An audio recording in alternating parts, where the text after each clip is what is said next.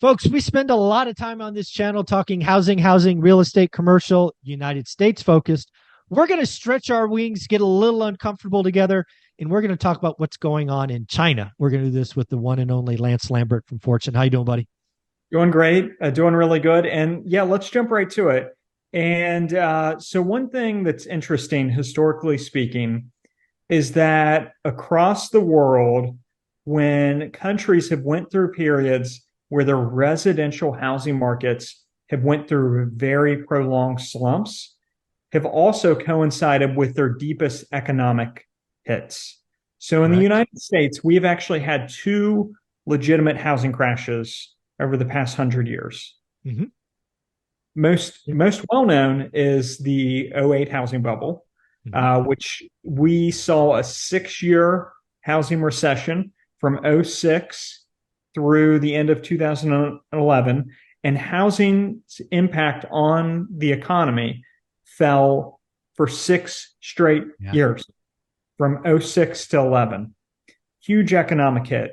It Mm-hmm. coincided with the longest post World War II recession in the U.S., or the deepest, which is the Great Financial Crisis. And one problem being is that when your residential market is overbuilt and you cannot rev it up through lower interest rates, your monetary wings are clipped. And that's Mm-hmm. what happened after GFC, is we couldn't get the economy going because the interest rate sensitive part of the economy was broken in a different way than it's broken now. Very Correct. different. Very different. The other time that happened in the US was we had a huge housing boom in the 1920s, and it went into a slump in 90 or 1926, 1927.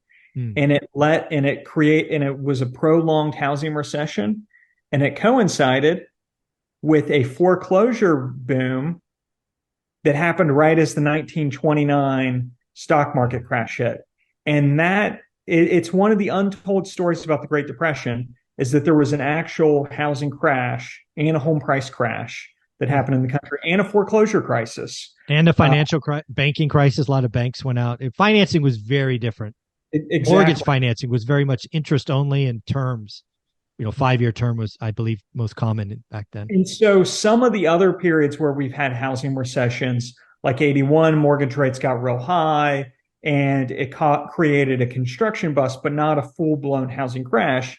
And then the economy recovered when rates went down, because Right. it wasn't they weren't the same type of property bust that the mid 2000s and the Great Depression one was.